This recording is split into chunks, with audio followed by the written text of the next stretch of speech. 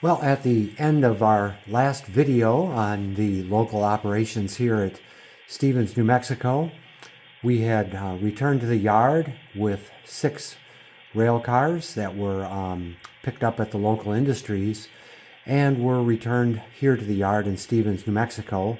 And of course, many folks are wondering, well, what's going to happen to those cars next?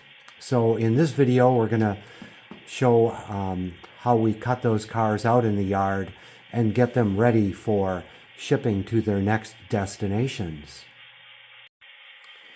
So the first of our outbound cars is a Canadian National open top hopper. That one's heading to RGI, a construction material wholesaler in Mountain Air, New Mexico, and that will be heading out to Albuquerque and then on to its destination. This big tank on the bulkhead flat car is destined for Navajo refining in Artesia, New Mexico, and also will be routed through Albuquerque.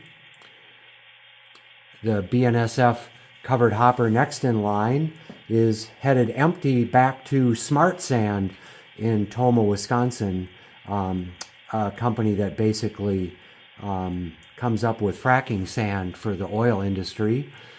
The Union Pacific gondola car there is headed to Davis Metals in Phoenix, Arizona. The tank car is empty and is returning to Suncor Refining in Denver, Colorado. And the Sioux Line boxcar was shipped from New Mexico Green Chili, and it is heading loaded to Albertson grocery stores in Tacoma, Washington, routed from here to La Junta and then Denver, and then on to points north and west.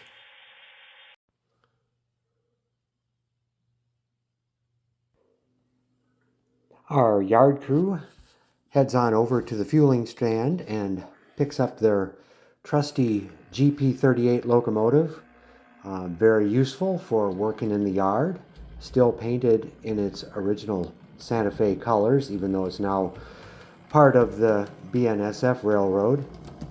And they'll go ahead and pull forward to clear the switches, and we'll back up onto their cut of 6 cars that they will be sorting. Here at the yard, we have 2 tracks that we use for outbound cars.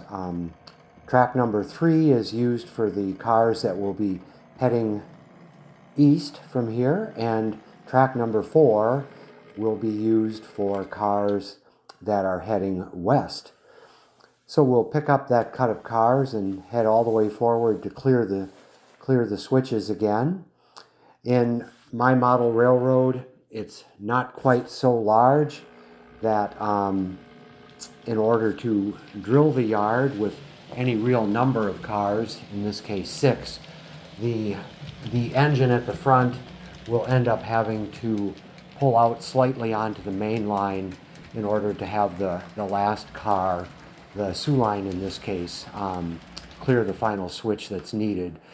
You can't see it in this video, but the locomotive and the head end of the train are actually out on the main line, something that during an operation session where there are other trains running, the folks will have to keep an eye out for that to make sure there's not going to be a collision out there.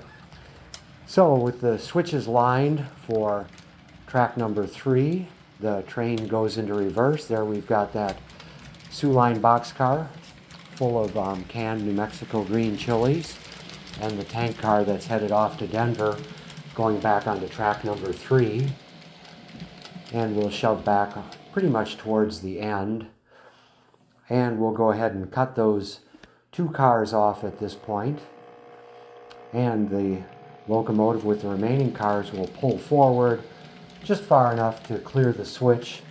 The next car, that Union Pacific gondola that's filled with some kind of scrap metal, is going to be heading off in a different direction, and we'll end up putting that over on track number 4, the adjacent track there.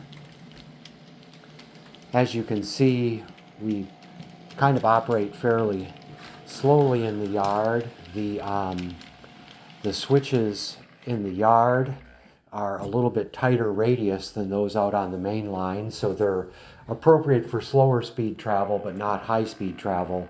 And of course, in a real railroad, they do keep the speeds down in the yard for safety reasons.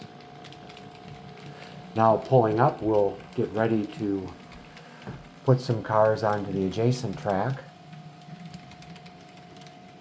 And I think what we've got there is that empty hopper car that's going to head back to Wisconsin for another load of fracking sand that will ultimately be needed in the oil fields down by Carlsbad, New Mexico. And we'll back slowly down onto track number 3 to deposit that car there and await its trip to the east on to La Junta and other points.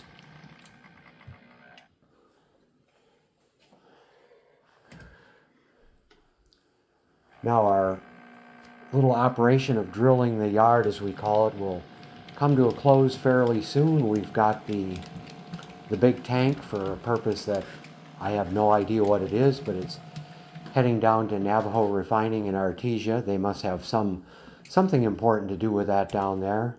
And that empty hopper car will be quickly pushed back onto track number 4 to head west towards Albuquerque.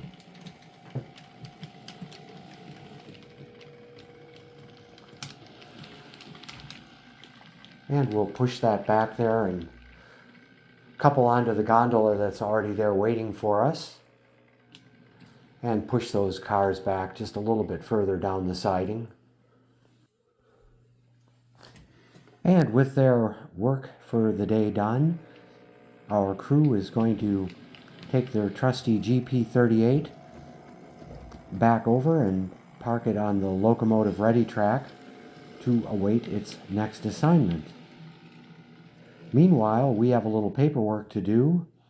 We've got to take the car cards with waybills and get them into the right slot for the track we left them on. The eastbound cards will end up in the slot there you see for track number 3, and the westbounds in the slot for track number 4.